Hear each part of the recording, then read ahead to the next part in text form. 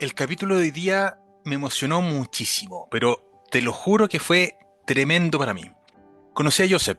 Joseph es una persona que toda la vida ganó el sueldo mínimo, ahorrando el 20% desde joven en distintas cosas y en base al interés compuesto a los 47 años puede jubilarse básicamente.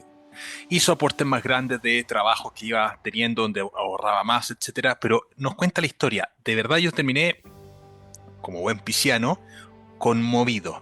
Me emocionó un montón, porque claro, muchas veces uno habla de estos temas de inversiones, donde obviamente el tema de ahorro es un tema importante, obviamente es más fácil cuando uno tiene mayor cantidad de ahorro, gana más y ahorra más, es más fácil, pero estar con una persona que ganando siempre el mínimo y con un ingreso inestable, porque él es actor, mencionaba que tenía ingreso inestable, lograr esto es tremendo. Obviamente tiene un estilo de vida que es más sencillo, él mismo lo manifiesta en la entrevista. Bueno, no te hago más spoiler porque incluso esta presentación fue un poco más larga de lo habitual. Me emocioné un montón, ¿vale? Así que espero que te guste. Vamos por eso. Bienvenidos a un nuevo capítulo, hoy día con una historia espectacular. Un invitado, pero realmente espectacular. Cuando conversé con él por Instagram, creo que fue, me encantó la historia, nos contactamos y aquí estamos para conocer la historia del grandísimo Joseph Ramio. ¿Cómo está Joseph? Hola Álvaro, bueno, encantado. Primero soy un fanático de tus podcasts o videocasts, no sé cómo se llamarán ahora, que no son tan Tampoco sé. radiales, Claro. pero no, me encanta poder estar acá. Para mí es un honor desde las artes y el teatro estar en un podcast de finanzas personales. Sí, no, es que la historia tuya es muy buena. De hecho, vamos a partir inmediatamente con una pregunta difícil en función del honor del tiempo de las personas. ¿Quién es, para que te conozcan, Joseph Ramio? ¡Wow! A ver, mira, por un lado, yéndome a mis antepasados, soy el hijo de una paella y un curanto. Ah, Mi padre es a catalán. ver, Mi ¿ya? padre es catalán, entonces tiene esta cosa de el arroz con los mariscos muy ordenado. Y mi madre, toda la familia de mi madre es chilota. Entonces, tiene la Perfecto. papa con los mariscos muy desordenados. Entonces, Ya. creo que eso es una visión que eh, ahora que lo pienso, me habla mucho de mí, porque por un lado soy una persona muy estructurada, eh, pero por otro lado soy un artista creativo. Entonces, eh, tengo una estructura dentro del arte que me ha permitido, bueno, tener una compañía que tenga una estructura o sea, no como de empresa, sino una estructura de empresa. Somos de las pocas compañías que contrata a sus artistas, que tiene los técnicos, todo regularizado, que paga impuestos. Yo pago el 19%, pago después los impuestos a final de año sobre las utilidades. Entonces, tengo como ese lado bien ordenado de mi padre y el lado creativo y más loco de mi madre también, y lúdico. Mi madre era muy juguetona también, así que yo creo que esas son mis dos mezclas. Y esas mezclas se ven de alguna forma también en que estudié 5 años de ingeniería y después me cambié a actuación. Di la PA 2 veces en esas épocas, se daba la PA. Entonces di la PA para entrar en ingeniería, de ahí actuación. Entre medio tuve un viaje de 2 años donde trabajé haciendo de todo por distintas partes del mundo o sea, de África, Europa, Asia y Sudamérica. Entonces tengo así como un mix bien loco de viajes, pero principalmente soy una persona que tuvo la suerte de escuchar a su niño interior a los 18 años, Ya. o no sé si a los 18, pero a los 22, 23, cuando decidí cambiarme a teatro, y haberle hecho caso, independiente de que eso a nivel racional traía muchas cosas diferentes, pero le hice caso de que era una buena idea dedicarme a lo que realmente me apasionaba para, para poder después transformar la mirada de otras personas, y lo hago eso desde el arte, y bueno, hoy día voy a tomarme este espacio para ver si también lo puedo hacer desde una realidad que son esto de haber empezado a ahorrar e invertir desde el primer sueldo. Sí, no, eso seguro. Pero pregunta, ¿alcanzaste a terminar ingeniería o en No, quinto año dijiste, me voy? estaba en quinto y todavía después del sexto había que hacer un examen de título, unas cosas que yo, mira, Ya cálculo 3 lo pasé así muy raspado. Raspando. Ya esa, ya termodinámica, había otro ramo que se resolvía con integrales triples, ya ni me acuerdo cuál era, pero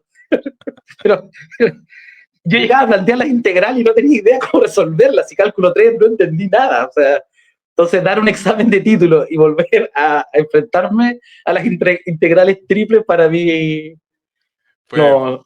no era. Y fue muy bonito porque conocí a todas las personas que fuimos los fundadores de los FI. Ahora ya no queda ninguno de ellos, solo quedo yo, pero de ese grupo inicial de 4 artistas, los conocí en primero de actuación de la Católica. Entonces, si lo hubiese hecho un año después, nada de los FI hubiese existido en el mundo. Así que fue el momento exacto para haberme cambiado. No, maravilloso. Fue precisamente el momento. Ya, entonces, no terminaste ingeniería y de ahí te fuiste a un viaje, o entre medio de ingeniería fue el No, viaje. entre medio. Entre Yo medio, de perfecto. chico siempre quise viajar, era como mi sueño. Si tú me preguntabas qué es lo que quería hacer, yo quería ser mochilero. Ese era como mi, Ya. mi oficio. ¿Sí? Y dentro de esos viajes, claro, cumplí 18 años. Mi familia, o sea, yo nací en Chuquicamata, soy chuquicamatino. Entonces mis papás vivían en Chuquicamata. Y yo me vine a estudiar acá a Santiago. Entonces cumplí 18 años, pedí mi pasaporte y me mandé a cambiar. Me escapé ahí de la casa, o hay un problemilla. O sea, no hubo problema con Ya. mis padres, ¿ah? Pero simplemente yo sabía que si les decía que quería viajar y que después quería estudiar, me iban a decir, mira, no, termina ingeniería y después de ingeniería viaja todo lo que quieras. Ese era como el discurso más o menos de esa época. Entonces ahí, ahora era otro momento. Yo cuando fui a Europa fui con pesetas, con marcos, con liras. O sea, fue previo al euro. Claro. Tú ibas a un lugar y comprabas un mapa en el kiosquito, ibas a la casa de cambio a cambiar. Es otro mundo. No tenía tarjeta de crédito, no tenía mi celular, no hablé, en meses no hablaba con mi familia, o sea, era un grado de comunicación muy diferente. Yo creo que ahora, los jóvenes de ahora, yo creo que ni siquiera se imaginan lo que era esto hace nada, eso debe haber sido 30 años atrás, tampoco es tanto. Oye, ¿y cómo se tomó tu familia cuando en quinto año decides abandonar ingeniería y que tu plan iba a ser teatro? Mira, como yo ya me había ido de la casa a los 18 años, yo creo que esto fue menos traumante que, que, que el abandono de hogar, por un lado. Así que creo que fue mejor. O sea, lo que pasó fue que yo empecé a hacer ingeniería. ¿Tú te acordás de una serie que se llamaba Los Venegas? Sí, por supuesto. Ya. Sergio Valdés, Memito Venegas, dijéramos, su nombre real es Sergio Valdés. El Coque entró en ingeniería el año que entré yo, que vine cuando me fui de vuelta del viaje, volví a entrar en ingeniería. O sea, yo estudié primero ingeniería, cumplí 18 años, me fui a viajar y después retorné a ingeniería. Y en ese retorno entra Sergio Valdés a ingeniería a la Católica. Ya. Y él forma conmigo este grupo de teatro. Entonces, yo soy actor gracias a los Venegas, o sea, gracias a Sergio. El Coque es el que hizo que existiera todo esto. Yo cada año lo llamo, paso cumpleaños, que es el 23 de noviembre, para darle las gracias, porque a mí me cambió la vida que él hubiese estudiado ingeniería. Ahora, él es ingeniero, él se dedicó a la ingeniería. Entonces, todos los años que yo iba pasando, le iba diciendo a mi familia que quería ser actor. Entonces decía, no, me encanta la actuación, y me decían, no, lo que pasa es que es algo nuevo y por eso te gusta, pero sí, entonces seguí esta compañía, duró muchos años. De hecho, la actual decana de Ingeniería de la Católica, Loreto Valenzuela, fue parte de esta compañía. Sí. Tenemos ya gente que son eminencias, fueron parte de esta compañía llamada Cuarto Creciente, porque era un cuarto cuadrado que crecía Maravilloso. como una luna también.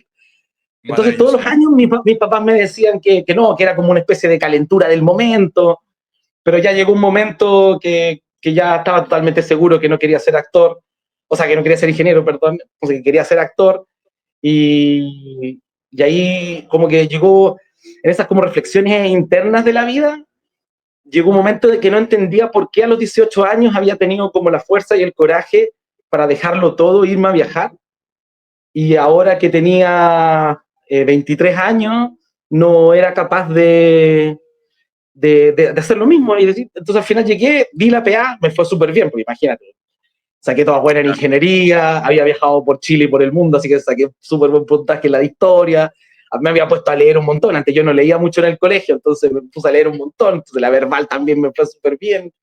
Entonces, claro, postulé en esa época como con 800 y tantos puntos, quedé obviamente primero en teatro, y fui con el diario, con la postulación, diciendo que yo iba a estudiar teatro, y que no iba a ser ni la primera ni la última persona que se iba a pagar sus estudios. Así Claro. que, y claro, frente a eso me dijeron, ya, güey, ya. No, Te no es pagamos algo, teatro. claro, no es algo que no se puede evitar, básicamente. Sí. Se Ya. dieron cuenta que había demasiada pasión.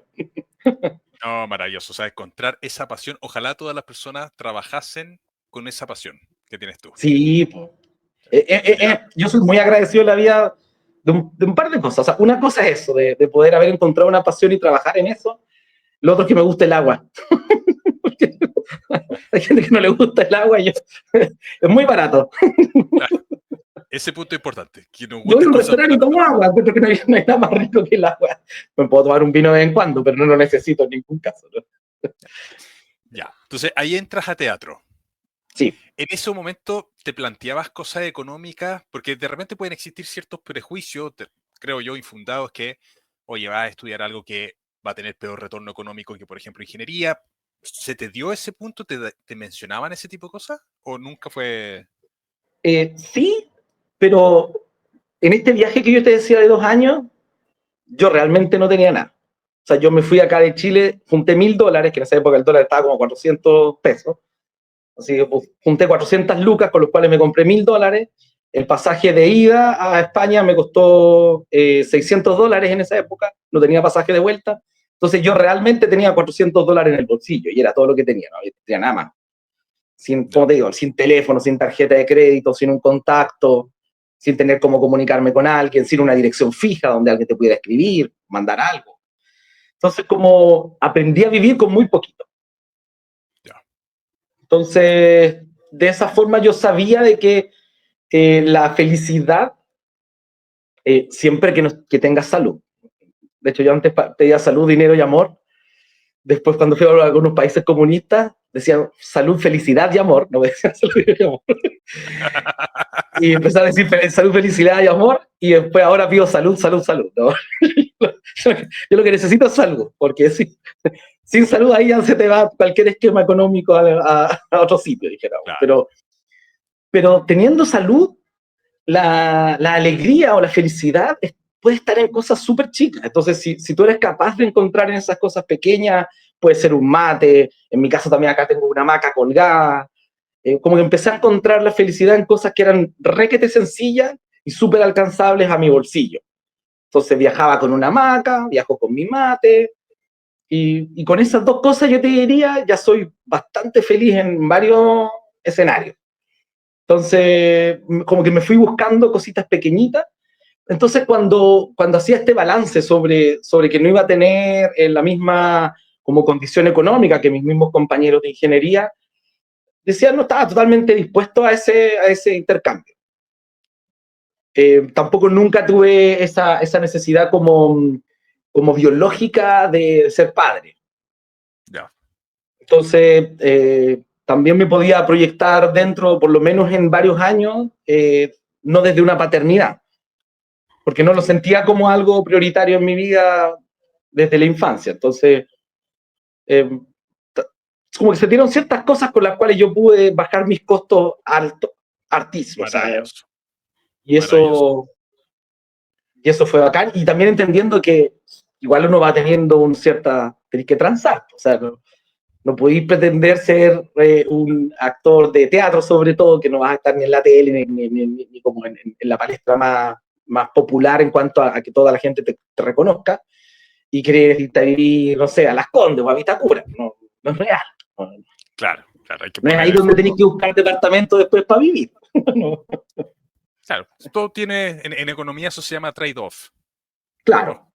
sea, perfecto. Y soy Oye, bicicletero, entonces nunca he tenido auto tampoco. Entonces, la verdad tengo un esquema así chiquitito. Y me busco maravilloso. trabajos que me queden a menos de 8 kilómetros de distancia. O sea, no estoy dispuesto a ir a trabajar a más de 8 kilómetros de mi casa.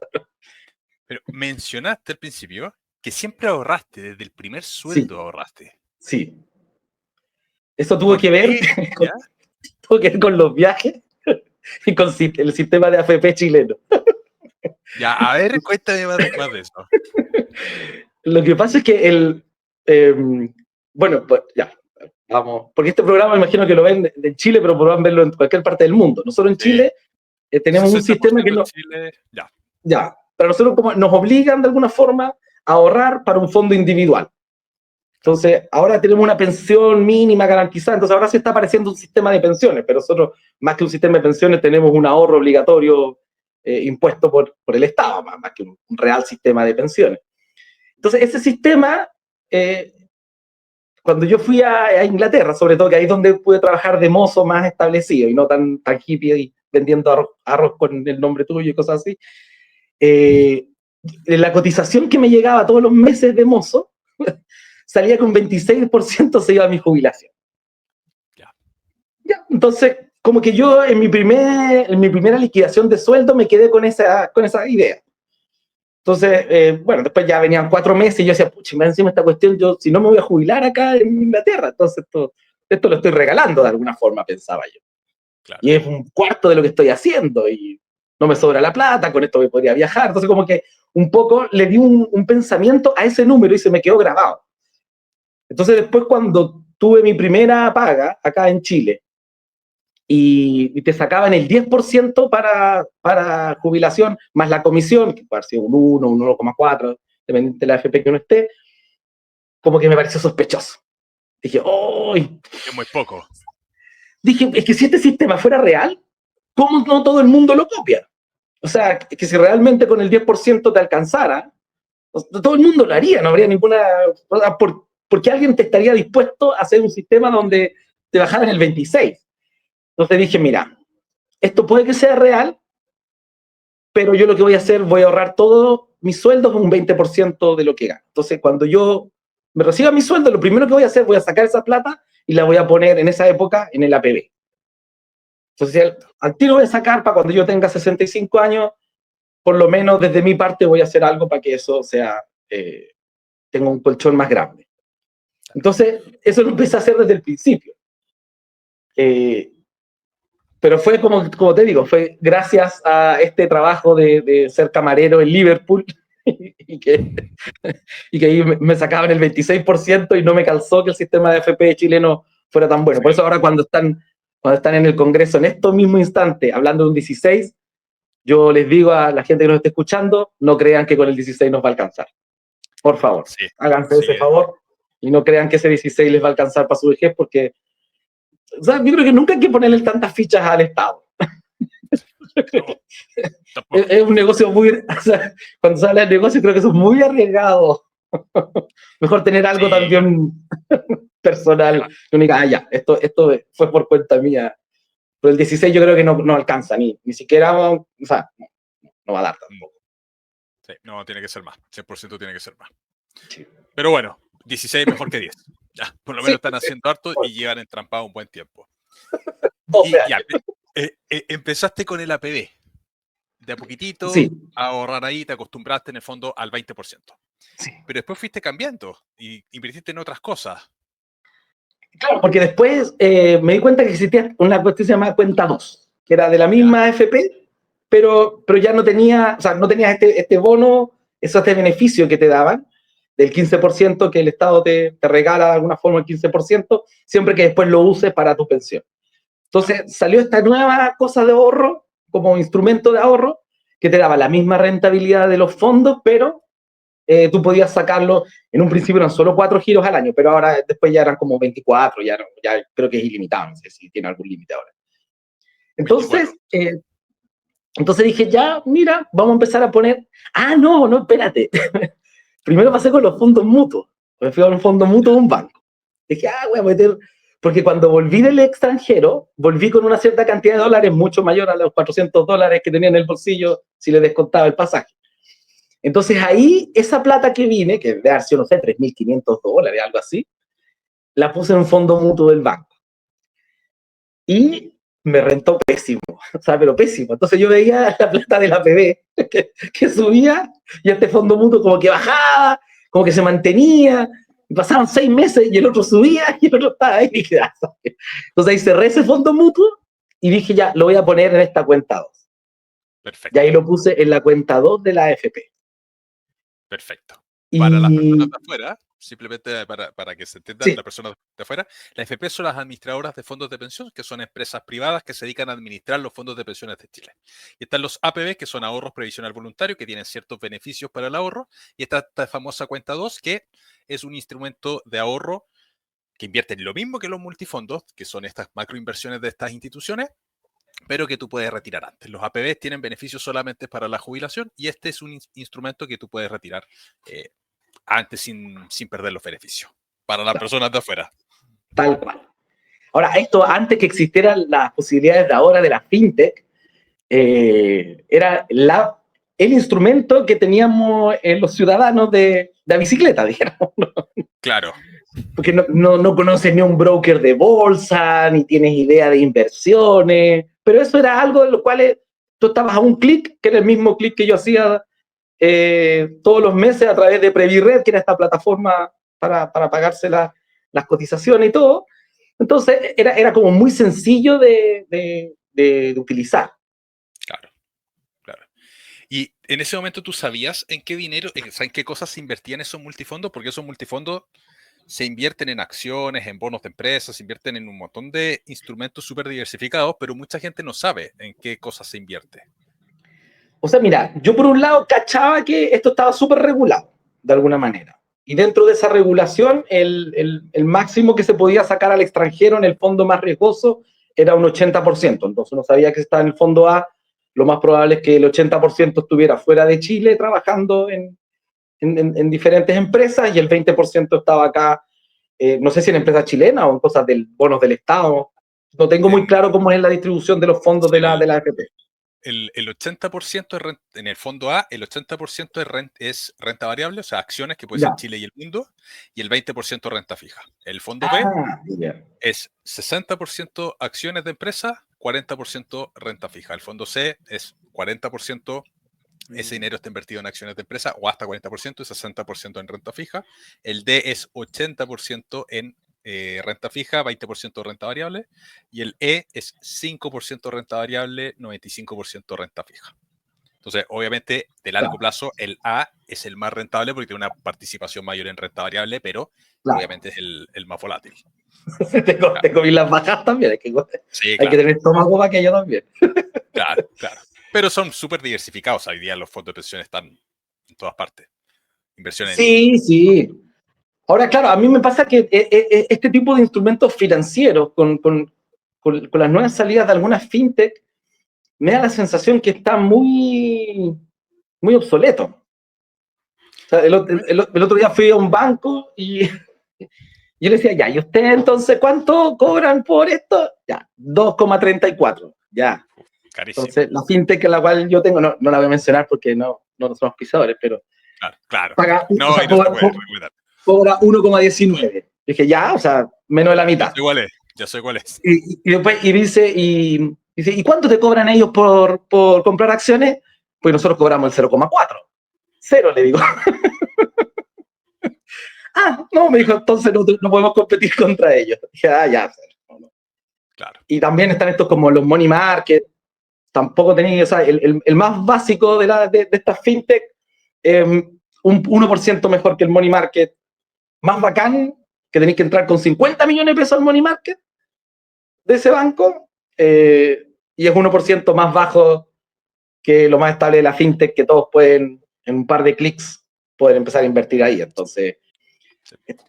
yo no sé cómo van a competir, no sé cómo piensan competir los bancos. Creo que a través de la desconfianza de la gente en estas nuevas empresas solamente es lo único que puede hacer. Ahora, también uno entiende, o sea, estos bancos tienen sucursales, edificios, guardias, gente que hace aseo, hacen un movimiento de trabajo que los otros deben tener una oficina en algún barrio bonito, a lo más tendrán un piso arrendado y listo.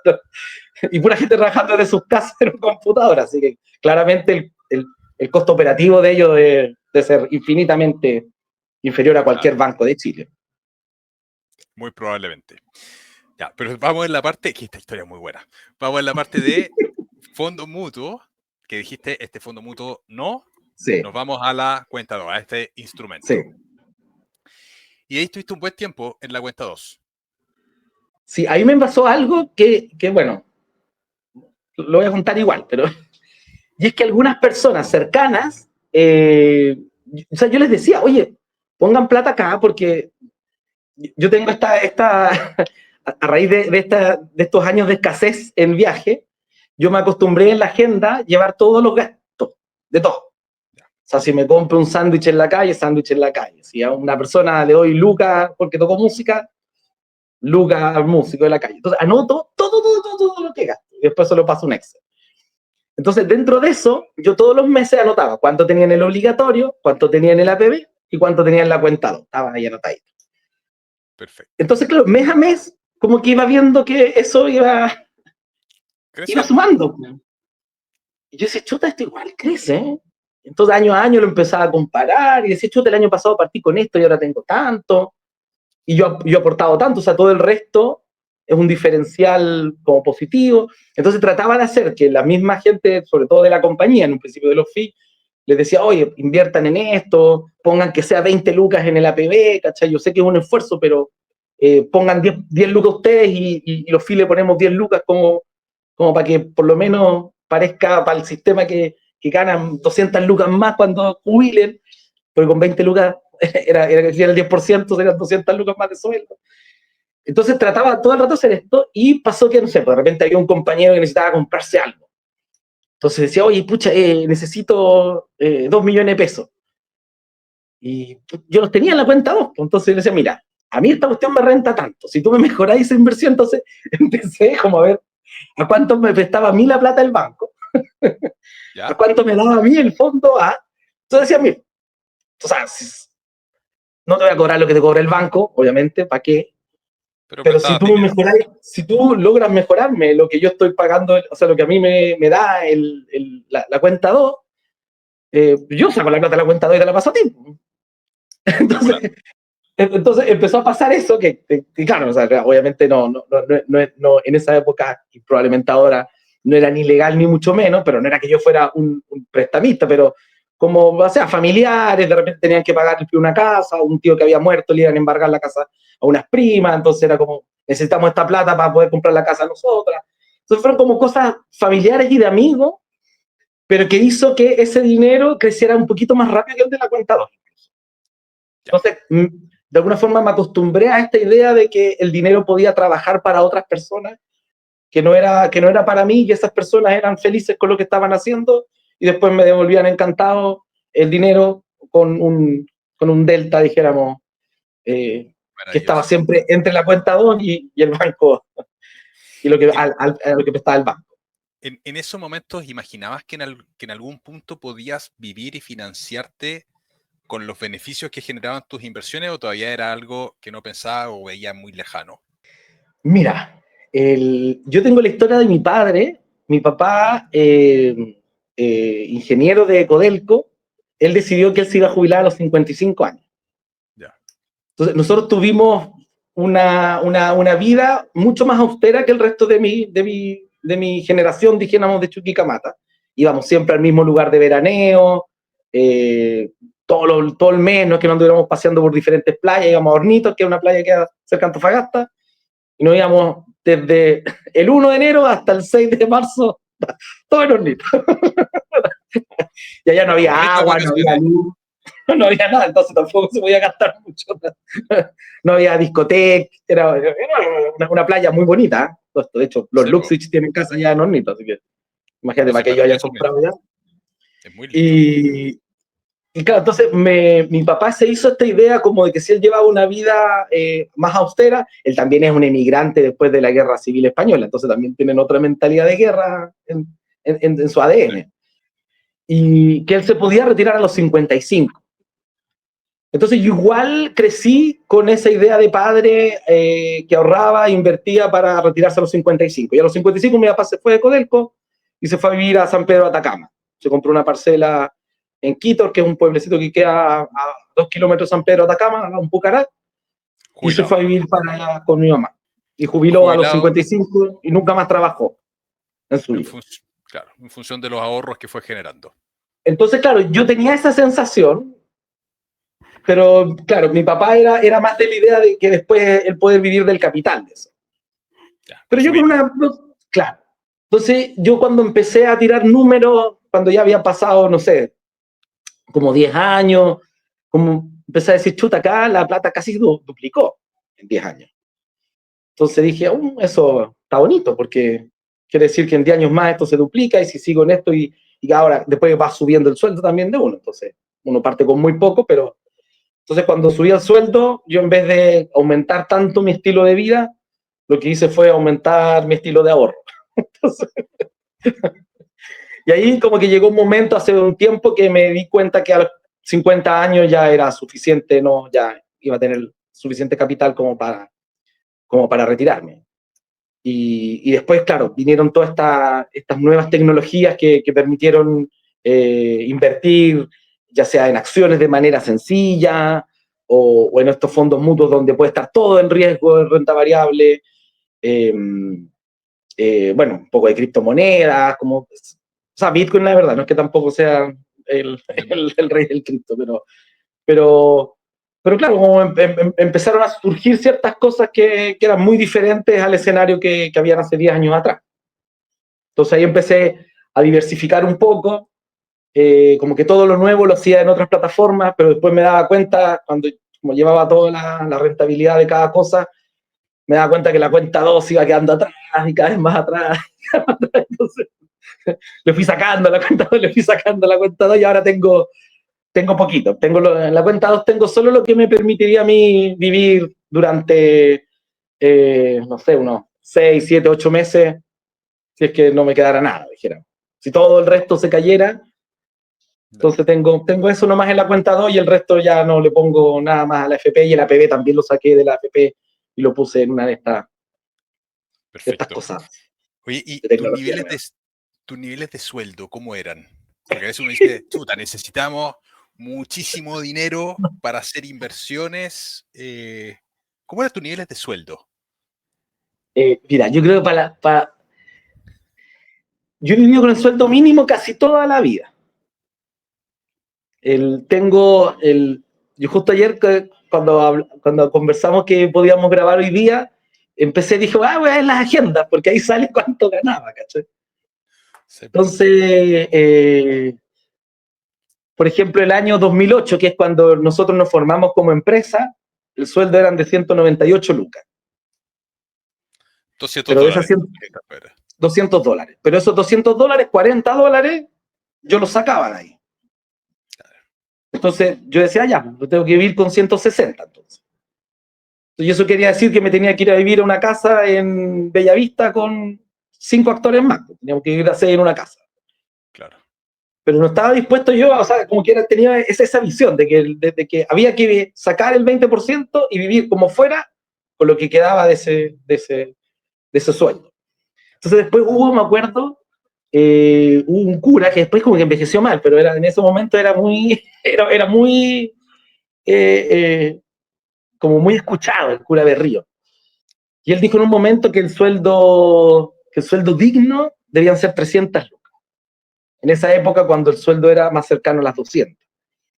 Y claro, entonces ahí en los FI empezamos a pagar 300 lucas. Después hubo alguien que hizo un estudio que no sé qué cosa, que 350 era empezamos a pagar 350. Pero Esa era esto la ha empresa sido. que, esa era tu empresa y todos se pagaban el mismo sueldo, una cosa por el estilo. Sí, sí, no. O sea, en un principio todos ganábamos igual, porque independiente que los que llevábamos labores de producción podían tener horas extras, dijéramos, a los otros, era tan poca plata la que se repartía que o la repartíais toda de manera equitativa o sea, vos no tenéis de dónde sacar. Entonces, si tú querías ganar 100 más es a costa de que dos de tus compañeros ganen 50 menos. Entonces, en esos momentos por lo menos no había cómo hacer una diferenciación de sueldo entre los artistas que éramos dueños de la compañía y los artistas que eran ejecutantes de la compañía. Y ahí entonces fuimos como creciendo poquitito, después salió esta idea de que eran 500 lucas, entonces ya subimos a 500 lucas y ahora estamos con esta idea del desafío 10 por, no sé si lo has escuchado alguna vez, pero es que el sueldo sea de 22 UF. Ya, no, eso nunca lo he escuchado. Hay un desafío que se llama 10 por, que la idea es que el gallo que gane más en la empresa no gane más de 10 veces del que gana menos,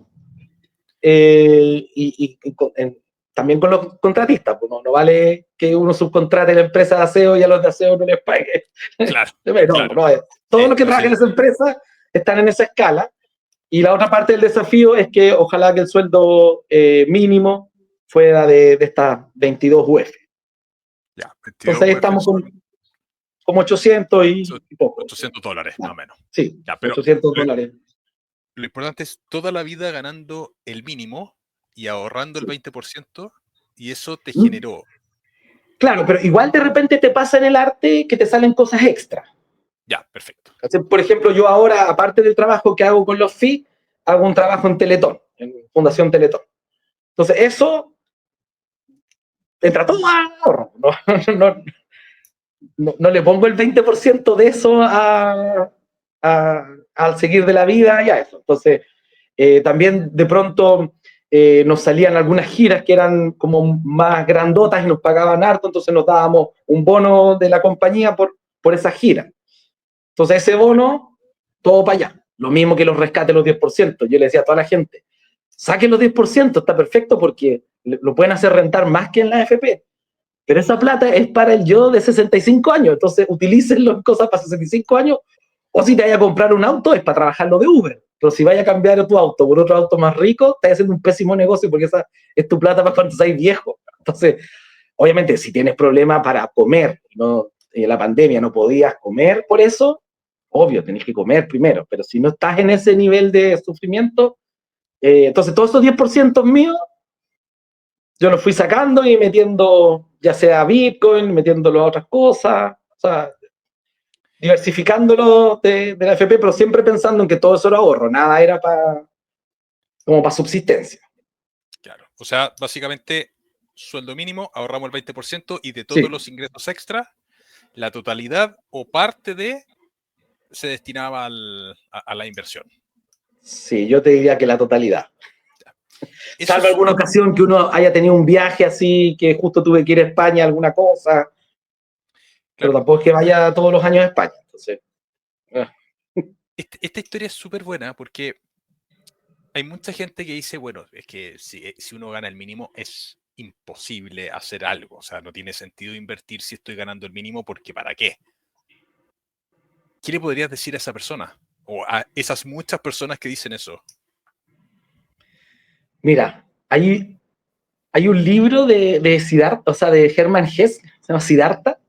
¿Ya? Y una de las cosas que me quedó como marcada ese libro tenía que ver que en un momento Siddhartha se encuentra con una chica y que la tipa le dice, pero tú que eres como un monje, dijéramos, una seta, y no sabes hacer nada. Y él le dice, no, sé hacer mucho, sé pensar, sé esperar y sé ayunar.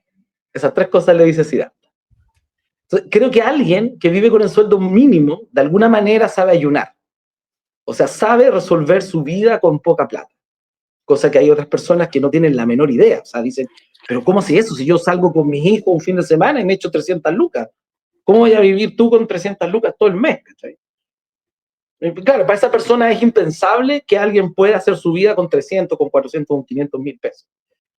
Pero los que de alguna forma hemos resuelto la vida así, ya sea yéndose a vivir a casas con 5 o 6 amigos, en algún momento nosotros nos fuimos a vivir al galpón donde trabajábamos y vivíamos en carpa, o sea, no son condiciones que la gente piense que son las normales, ni que yo esté diciendo que la gente tenga que vivir en carpa en un galpón, pero son formas que de alguna manera uno va encontrando de resolver la vida a través de esta como idea de una especie de ayuno, o sea, de restringirse ciertas cosas. Yo, por ejemplo, no fumo, no compraba alcohol, o sea, igual eran ciertas cosas, viví una vida muy apretada, porque además me compré el departamento ahora donde estoy, que es un departamento de 2 pisos en Santiago Centro, y vivo en un piso 22, entonces tengo una vista preciosa, pero claro, a mí se me iba todo el sueldo en poder pagar el dividendo de esto. Ahora, entre justo el año 2008, que la Michelle Bachelet había dado un bono de subsidio de renovación urbana para Santiago Centro, entonces, era un montón de coyuntura donde la tasa de crédito hipotecario no estaba cara.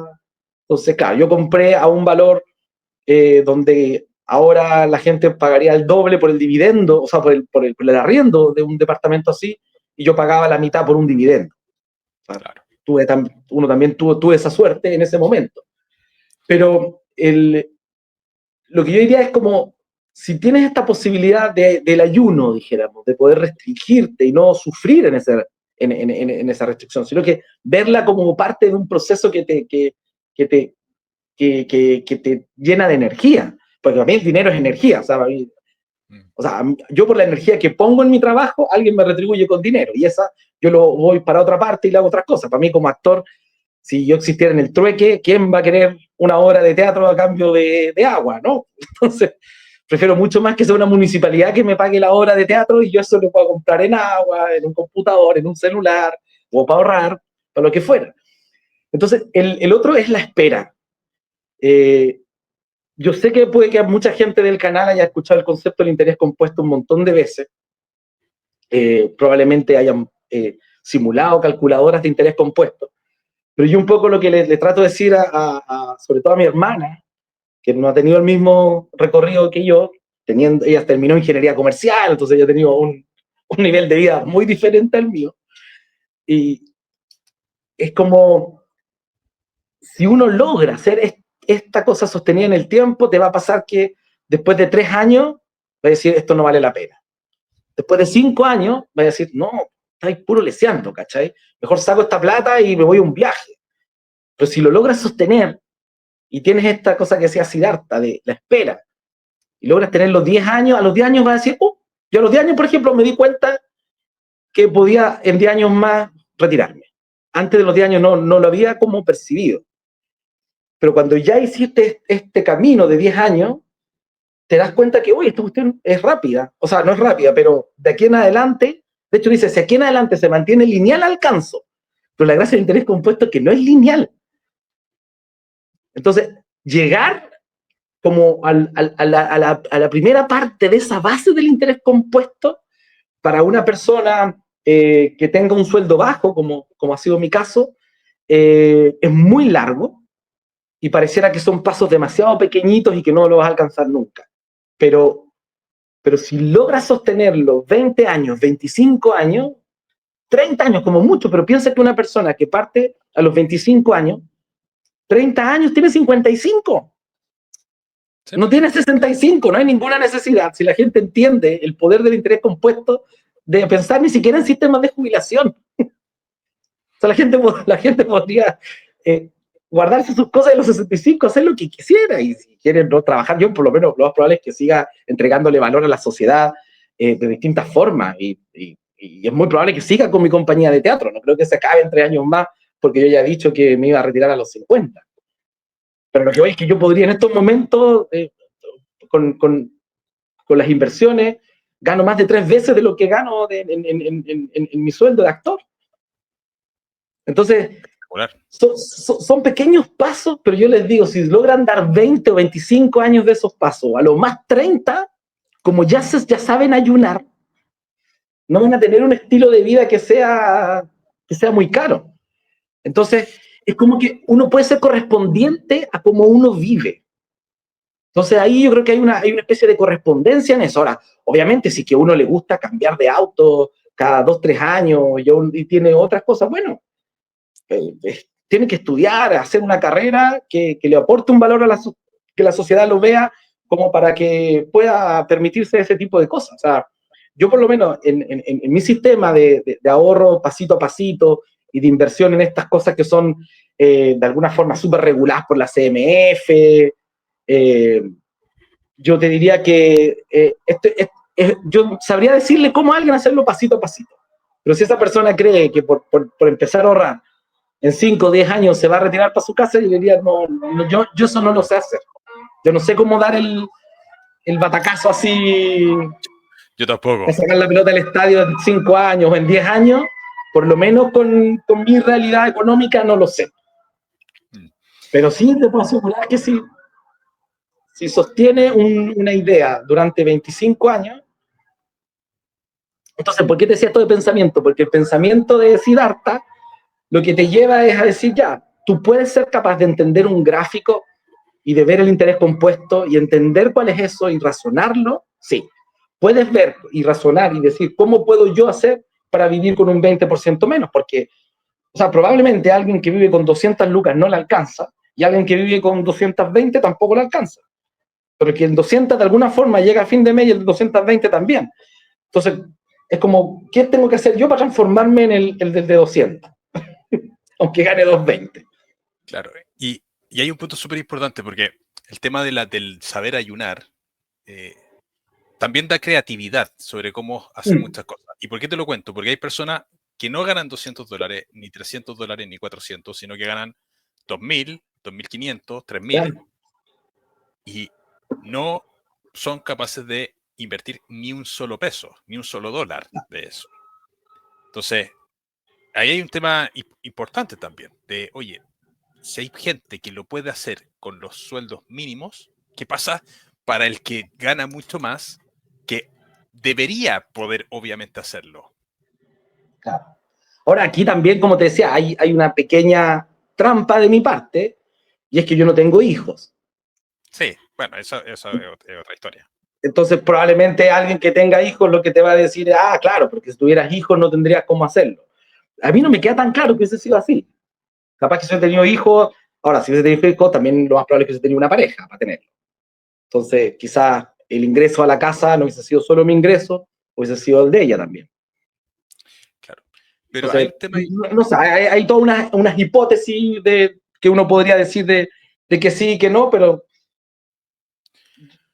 yo digo, si uno ahorra el 20%, o sea, no lo ahorra, sino que lo invierte, porque ahorrarlo, dejarlo en el banco Claro. es perder Muy plata, bien. dijéramos. Yo rescato mucho el tema del ayuno, del ser capaz de, oye, si gano esto, no gastar todo esto. Aunque sea que lo que esté ganando sea poco, y creativamente ingeniármela para poder sobrevivir y vivir. Más que sobrevivir, vivir, porque por lo que te veo eres tremendamente feliz o alegre. Sí, porque además que, no sé, con mi compañía hemos hecho 24 giras internacionales por 11 países, entonces igual hago algo que me encanta, que me lleva a viajar, que era algo que a mí me gustaba desde chico, entonces sigo viajando, eh, haces algo que hoy día, por ejemplo, tuve una función en un colegio, entonces los niños estaban, pero fascinados en Cerro Navia con la función. La semana pasada hicimos funciones en eventos corporativos y la gente llegaba y estaba fascinada en esos eventos corporativos. Este año hemos ido a Ecuador, hemos ido a Bogotá también en Colombia. Entonces, como que lo que tú entregas de alguna forma a la gente le gusta mucho. En Chile tiene una particularidad que, bueno, quizás la gente más de negocios no sabe, pero nosotros tenemos muy buenos artistas. Nosotros tenemos una educación artística de mucha calidad. Es muy profesional la formación artística que hay en el país y hace que los espectáculos y las creaciones que van al extranjero son de muy buena calidad. Entonces nosotros afuera de Chile nos ven a todas las compañías de teatro y de música y de danza chilena, nos ven muy bien porque hacemos trabajos muy como apasionados, porque también aquí para dedicarse al arte tiene que gustar, pero Sí, todo, de verdad, desde la punta del pelo a la punta de los pies, sí. te tiene que Pero gustar hacer lo que haces. seguramente hay alguien que se está preguntando, oye, ¿por qué estaba peinado así? ¿Por qué yo siempre estaba peinado así? Que no lo hemos mencionado. Sí, bueno, yo, como te comenté cuando te escribí hoy día, justo hoy día tenía función. Entonces, hoy día le pregunté a Álvaro, estoy peinado de la función, entonces podemos grabar hoy día el programa y así peinado, o si no lo grabamos otro día y ya estoy de civil. Mejor, Así que estoy de mejor. actor profesional hoy día, este es el peinado de mi personaje, no es que esta persona esté Claro. todos los días con este peinado moviéndose para todos lados. Oye, Josep, en tu círculo cercano de amigos, colegas, etcétera, ¿se hablan de temas de inversión o te sientes ahí un poco el bicho raro? Mira, me siento como el bicho obsesivo más que el bicho raro. Ya, Este es un tema que yo o sea, por ejemplo, con toda la gente que trabaja en los FI, todos los trabajadores que han pasado por los FI, todos saben la realidad del sistema, de las jubilaciones, de que las mujeres jubilan a los 60 y viven hasta los 83, los hombres jubilamos a los 65, vivimos hasta los 78, o sea, nuestro sistema de pensión a nosotros nos debería cubrir 13 años y a las mujeres 23, entonces no tenéis cómo, o sea, aunque dijéramos que las mujeres y los hombres van a trabajar hasta los 65, todavía hay una esperanza de vida mayor de las mujeres, entonces Entonces, como que yo todos esos temas los transparento durante el primer mes laboral y los motivo a que, a que inviertan, a que se abran cuentas en distintas cosas, que pongan parte de su sueldo, como que trato de moverlo hacia eso.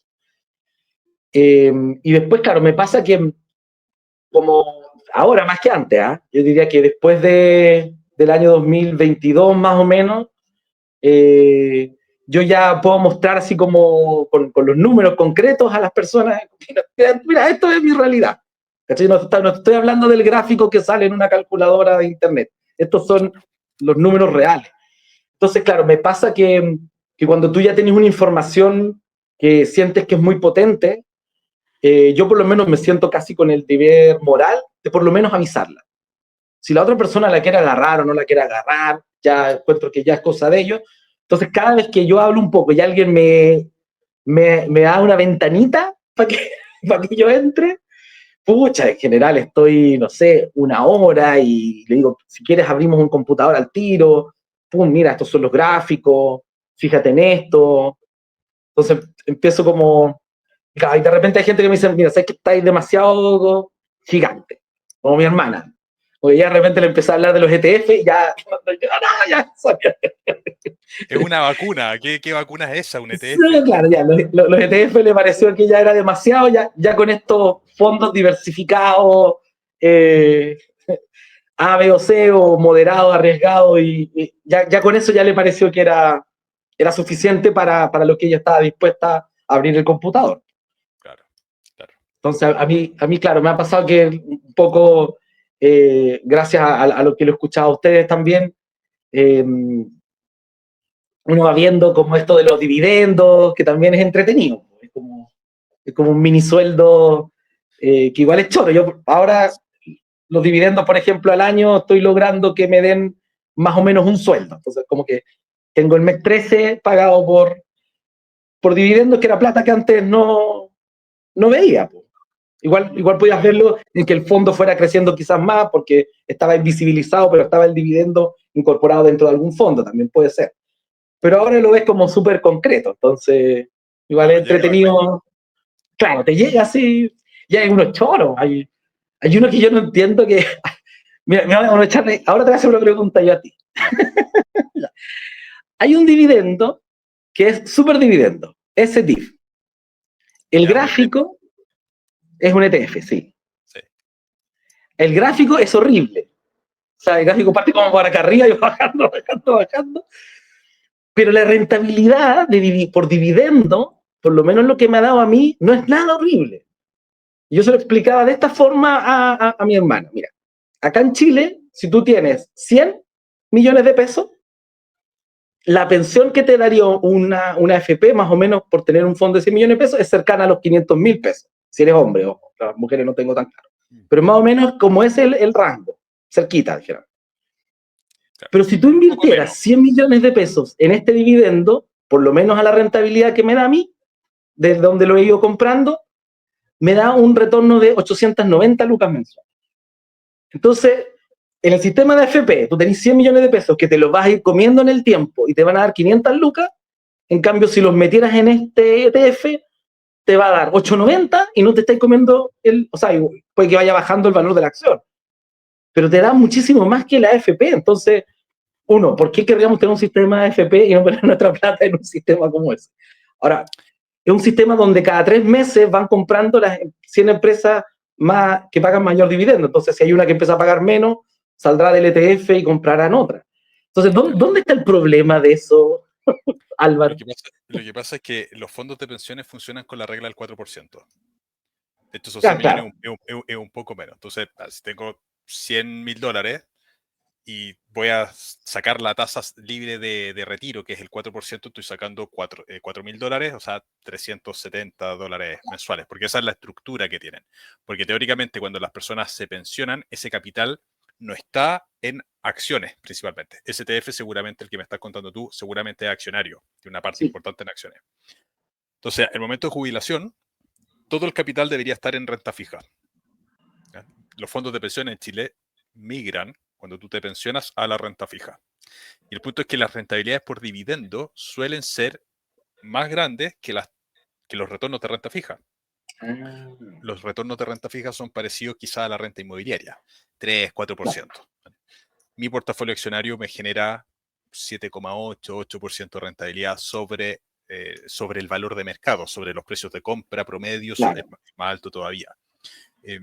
Y esa es la diferencia, básicamente. Por eso yo pienso mucho más en el retiro en base a los flujos que me generen los dividendos, claro, más que base a una regla del 4%, que además los fondos pueden caer y cuando caen te calculan ese 4% sobre el valor que cayó. Entonces, claro, si tienes $100,000 y cae un 20%, pues la renta fija también puede caer. Te van a calcular el 4% sobre los 80,000 después. Entonces, claro. no sé, yo prefiero la jubilación hacerla en base a los flujos que me generan activos reales, ya sea renta inmobiliaria o dividendos de empresa. Lo siento más seguro, Sí, una parte, totalmente. pero tiene la contrapartida de que obviamente al hacer inversiones en activos reales tenemos que tener un nivel de, primero, conocimiento un poco más grande, segundo, tolerancia al riesgo distinto. Los fondos de pensiones un poco están diseñados para la media poblacional que muchas personas por distintas razones no conocen cómo funciona. Entonces tiende a ser un sistema universal. El problema es que al ser un sistema universal no va a servir probablemente a todas las personas. Sí, ahora, a mí me pasó igual con eso de la tolerancia, yo el año 2018, no sé por qué, probablemente por las cosas que me sugería YouTube, como que pensaba que Estados Unidos y China estaban peligrosos, encontré que estaban demasiado peligrosos el 2018. Entonces me había cambiado, yo en general siempre estoy en lo más arriesgado, entonces me había cambiado de lo más arriesgado al más conservador, estaba en el E. Ya. Y dije, no, voy a esperar acá porque me da la sensación de que acá estos gallos están demasiado locos. Y vino el estallido social, po. Y el fondo perdí caleta de plata, pero caleta. Sí. ¿Sí? Porque claro, estaba casi toda la plata en cosas de acá de Chile, y bueno, no, pero perdí mucha plata. Y ahí decidí y dije, mira, ¿sabéis qué? Ya tengo la plata suficiente para pagar el departamento. Esto está cayendo este fondo, entonces lo que hice fue llegar y pagar lo que me faltaba de crédito hipotecario del departamento. Entonces ahí fue bacán después porque cuando vino la pandemia, yo ya había pagado el departamento, entonces quedé así, No, espectacular. no, Espectacular. quedé así, o sea, realmente necesitaba un par de cosas para comer y sería. Sí. Y, pero claro, como que encontré que igual hay, no es que el haya caído mucho ahora, no sube casi nada nunca, por eso nunca estoy ahí, pero, pero Hay una igual, explicación técnica. Hay una explicación técnica. Para quien no sepa, el fondo que invierte mucho en renta fija, gran parte de esa renta fija son bonos. Bonos del tesoro, bonos de empresa, etc. Y los bonos son inversamente proporcionales a la tasa de interés. Cuando aumenta la tasa de interés, cae el valor presente del bono. ¿Por qué? Porque un bono básicamente es un valor futuro, ¿vale? Supongamos que esta tasa de acá es un bono. Entonces, la pregunta es, ¿cuánto vale hoy día esta tasa que en el futuro tiene un valor de $10,000? ¿Ya? En X plazo, esto vale $10,000. La pregunta es, ¿cuánto tengo que pagar hoy día por este instrumento que en el futuro vale $10,000? Entonces, si es que sube la tasa de interés, hoy día tengo que pagar menos dinero por el valor, por estos $10,000. Entonces, cuando sube la tasa de interés, cae el valor presente del bono. Y viceversa, si es que baja la tasa de interés, va a subir el valor presente del bono porque tengo que pagar más hoy día, dado que la tasa de interés es más baja, tengo que pagar más para tener este capital en el futuro. Y el fondo como cotiza mucho, tiene mucha inversión eh, precisamente en bonos, cuando sube la tasa de interés, porque la tasa de interés está muy ligada al riesgo también, cuando aumenta el riesgo, suben las tasas y eso hace que caen el valor presente de algunos bonos. Por eso el fondo cayó mucho. Dice, pero ¿cómo? Si el fondo es el más seguro de todo. Bueno, pero es que invierte en bonos. Invierte en eso bonos. pensaba yo Entonces, pensaba que esa plata ya la tenía segura y no era nada claro, así. claro. Y hay que entender cómo funciona la parte financiera del bono, que es otra cosa que no sabemos, básicamente. Hay que estudiar finanzas para entender cómo funciona la parte del bono. Pero bueno, son Yo detalles. después de eso, como lo que empecé como a reflexionar era que, ¿y qué sentido tenía tener como todo lo que uno tiene en un riesgo bajo? ¿Cachai? Porque incluso si viniera una pandemia o algo así, uno podría decir, ya, ¿y con cuánto yo podría vivir si nos encerraran de nuevo 6 meses o 8 meses? Y ya, uno sacará un cálculo según el estilo de vida de cada uno. Pero tiene tanto sentido, dada la posibilidad de una mucho mayor rentabilidad, ¿no? Después de eso, seguir teniendo todas las cosas con tan bajo riesgo, como que digo, bueno, Claro, si pasa algo así, por último, o sea, si se cae todo y tenéis eso asegurado, bueno, después de 6, 8 meses nos pararemos de otra forma, ¿no? O sea, claro. porque para que se caiga todo también tiene que haber quedado la santa chacra en el mundo.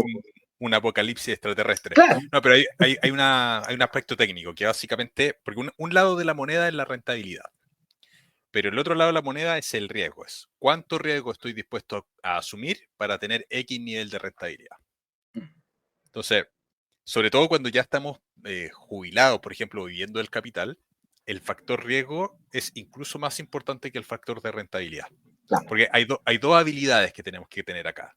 Una habilidad es hacer crecer el dinero, pero la segunda habilidad es mantener el dinero, que ya hicimos crecer previamente. Entonces, en esa segunda parte, el nivel de riesgo toma una importancia súper grande. Claro. Así que, no sé, es un temazo súper largo el tema de la finanza y súper interesante. Así que a mí por lo Ahora menos me entretiene mucho. lo bacán que existan todas estas posibilidades de uno como casi que autoeducarse de todos estos canales de educación financiera, que si no, yo creo que esta información o la tiene un ingeniero comercial o no, o sea, mi hermana es ingeniero comercial y no la tiene, así que sé que un ingeniero comercial por lo menos común y corriente no la tiene, entonces no sé quién la tiene. Porque entonces no sé qué tiene esta información.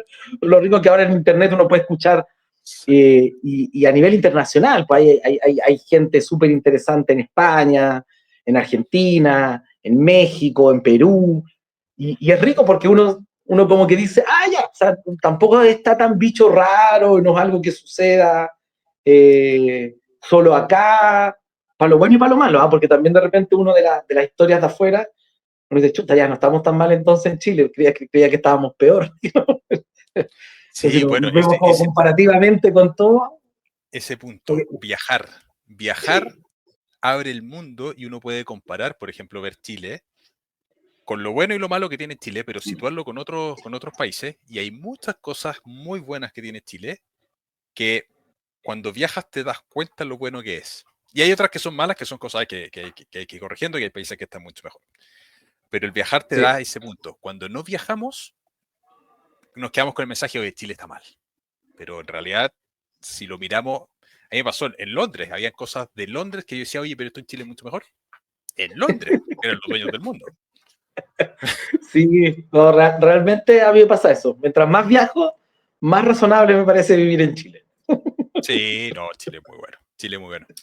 Oye, Joseph, estamos llegando al final, a la hora, Final. porque estos capítulos intento que duren una hora. Una. Perfecto, me parece. Palabras finales, mensajes finales que quieras decir a alguien y además contarnos en realidad brevemente qué se trata del FI, si alguien te quiere contactar, eh, porque dijiste hartas veces, nosotros los FI, y que sé que están haciendo eventos, pero quizás por ahí si alguien los quiere contactar. A ver, ya. Bueno, si alguien nos quiere contactar, el Instagram es @los_fi, FI. Perfecto. Nosotros somos una compañía de artes escénicas, mezclamos el teatro, la música y la danza para crear espectáculos musicales a raíz de objetos reutilizados. La gente siempre dice reciclados, pero la verdad es que son reutilizados, no es que reciclamos el plástico para hacerlo baqueta, sino que le pegamos al plástico y lo usamos como un tambor.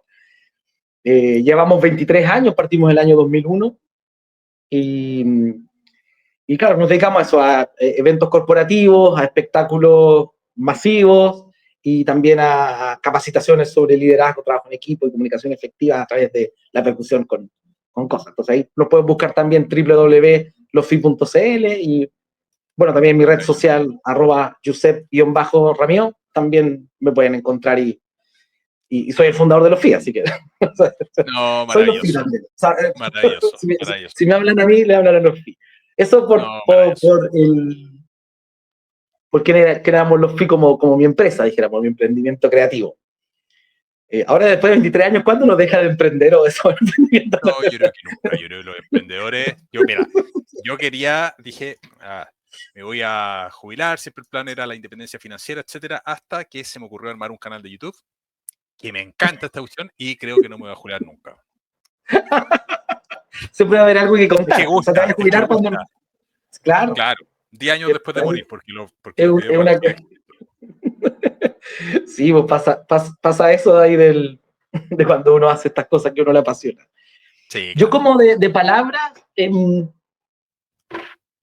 como que me gustaría que la gente se quedara con esta sensación de que uno puede alcanzar esos objetivos, y da lo mismo si sea financiero o no, porque también yo he alcanzado un objetivo artístico, pero que tiene que ver con, como yo te decía, como poder pensarse para poder hacer lo que uno realmente quiere hacer, o hacer una cosa que uno no quiere hacer, pero pensar el por qué estoy haciendo esto. Estoy haciendo esto para juntar cierta cantidad de plata que después en 5 años más, ya, bueno, entonces lo vivo desde ese propósito de que estoy haciendo esto. Ahora, si estoy haciendo algo que no me gusta, una cierta cantidad de plata que no me alcanza, salgan de ahí, pues. O les gusta ir. Pero es como esta idea de poder construir cosas a largo plazo en medio de una sociedad que está muy inmediata. O sea, la diferencia de esos viajes que yo te decía del año 95, 96, a los viajes de ahora, 2024, próximo año 2025, los viajes de ahora, o sea, yo viajaba con rollitos de cámara fotográfica, con una cámara que sacaba una foto en la Torre Eiffel y no tenía idea si salía bien, si no salía bien, cómo había salido esa foto. Y después te vas una o dos fotos, porque no podías andar con miles de rollos, entonces después te ibas al Arco de Triunfo y también quería ir una foto del Arco de Triunfo.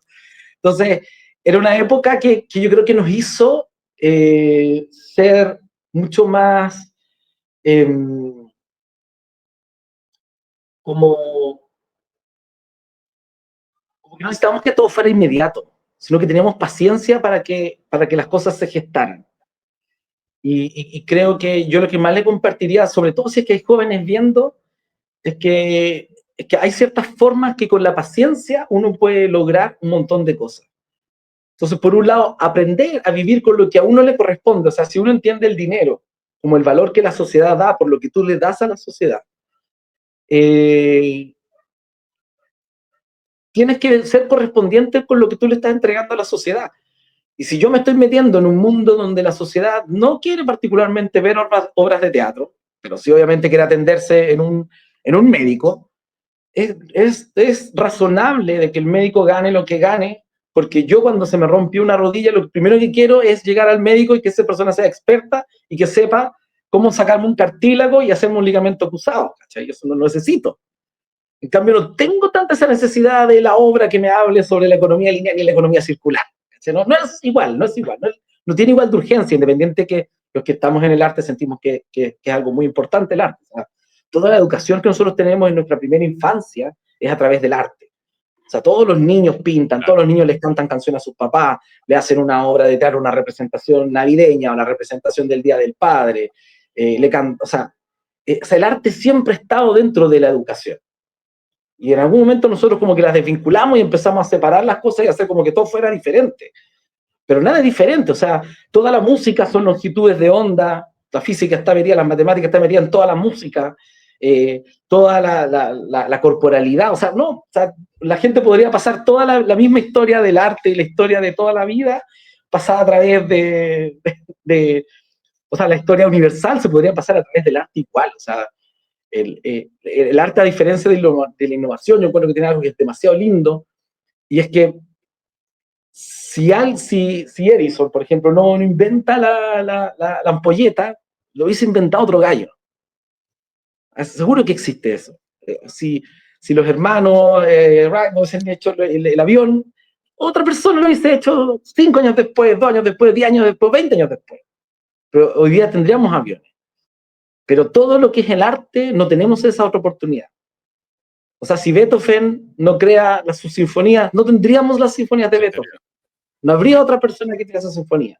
La obra de teatro que hacemos nosotros, si no la hacemos nosotros, no la va a hacer nadie. No va a existir esa obra sobre la chatarra electrónica. Y eso va a pasar con el cuadro, eso va a pasar con el libro, va a pasar con... Y es muy lindo eso en el arte, que tiene eso que es súper humano, o sea, no hay ninguna etnia que no se dedique a eso.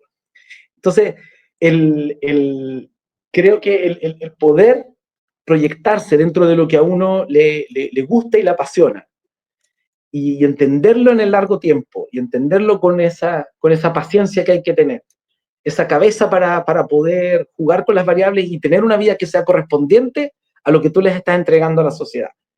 Y si quieres que tengas más ingresos, entonces hay que capacitarse más y hay que estudiar quizás otras cosas que la sociedad valore más, o no sé, si sales en la sociedad valora, por ejemplo, o valoraba muchísimo las teleseries, entonces los actores que salían en teleseries tenían otro nivel de sueldo que los que hacemos teatro, y eso es porque a la gente le gusta eso. Entonces, creo que uno poder ser correspondiente con el estilo de vida que es lo que uno le está entregando a la sociedad. Cuando uno logra comprender que ese es el valor del que uno percibe monetario, como que te cambia un poco el chip. Y uno dice, ya, o sea, yo estoy percibiendo esto, ¿y qué puedo hacer para hacerlo diferente? Si no tienen la solución, créanla. O sea, si no está, háganlo. O sea, si no existe el festival, yo le decía, bueno, y ahora existen, pero si no existe el festival para mujeres de no sé qué cosa, feminista, no sé qué, oye, júntense y hagan un festival feminista para no sé qué, y ahora existe, ¿cachai? Existen ciertas cosas que a los hombres ya no nos dejan entrar, así, porque ellos quisieron hacer el festival feminista porque las mujeres tenían poca presencia en los escenarios. Bueno, lo creas y lo haces y consigues los recursos y ahora es un festival reconocido y va inventando gente de otros lados. Entonces, si uno, en tu caso, si no existe el lugar donde podamos hablar con personas durante más de una hora, porque todo tiene que ser rápido y quiero contar historias y poder educar de alguna forma desde la... Pucha, no existía, hasta que tú, Álvaro, llegas y dices, ¿sabes qué? Lo voy a hacer.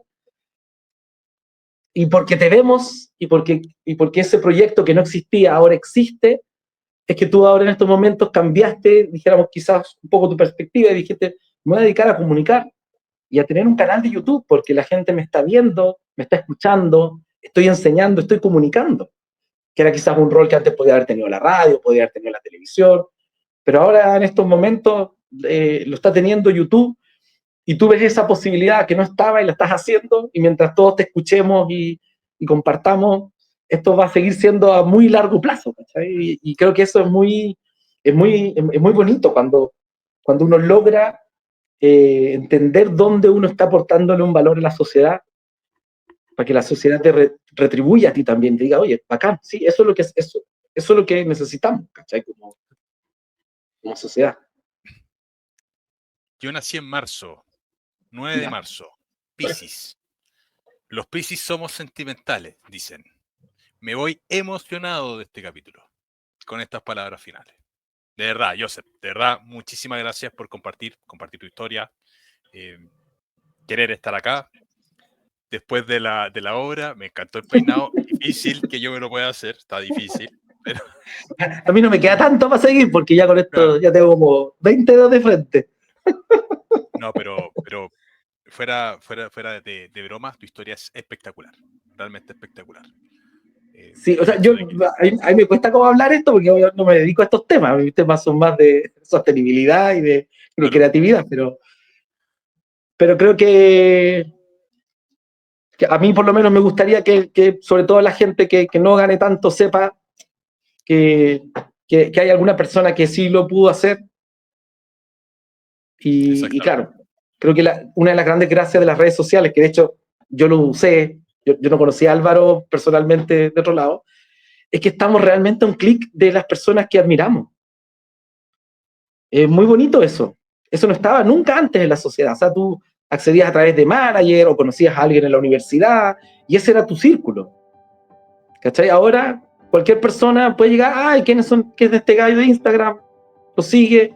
Y si ven que uno puede ser un aporte para esas personas en algo, aprovechen de escribirle, porque yo el fin de semana escuché el podcast de Álvaro, que hablaba sobre que la mejor inversión era la de los muertos, porque como no la sacaban y no andaban vendiendo en los momentos malos, se quedan para siempre en la subida, porque el mundo va creciendo. Entonces, si el mundo va evolucionando, ahora claro, si llegamos a un momento de involución, claro, probablemente la cosa va a empezar a bajar en todas las cosas, pero mientras no pase eso, todo va a tender a ir mejorando.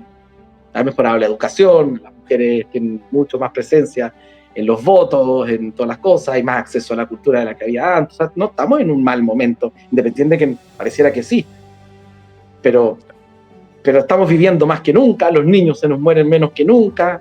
O sea, no estamos en el apocalipsis zombie de la raza humana, independiente de la gente que escogemos y escoge nuestros países. Exactamente. Bueno, estamos muy bien a pesar de eso. A pesar, queremos destruir las cosas, pero bueno. Si alguien me escribe, yo a veces y muchas veces se me pasan los mensajes. No es de pesado, pero es que a veces dejo el teléfono en cualquier parte y me desconecto de redes y después veo en Instagram y hay hartos comentarios y se me pasa. Así que les pido perdón a las personas que me han escrito que no les he respondido porque eso pasa, lamentablemente pasa, y me va a seguir pasando porque no quiero estar esclavo del teléfono. Muy bien. Me siento más afortunado ahora entonces. Yo sé. Bueno, a todos, un abrazo. Encantado de estar acá y sigamos usando las redes para conectarnos con la gente que vamos encontrando, que vamos admirando. No, maravilloso. Cuando vaya a Santiago o por ahí en algún momento, seguro voy a pasar a ver alguna de las obras que tienen. Sí, o nos tomamos un café, un vino. Feliz. Un abrazo muy grande, cuídense mucho. Un abrazo, Álvaro, que estés muy bien. Chao a toda la comunidad. Chao.